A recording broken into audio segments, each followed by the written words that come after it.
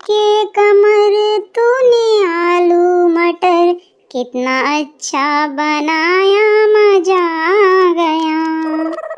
मेरे रस के कमर तूने आलू मटर कितना अच्छा पकाया, मजा आ गया। मेरे रस के कमर तूने आलू मटर कितना अच्छा पकाया, मजा आ गया।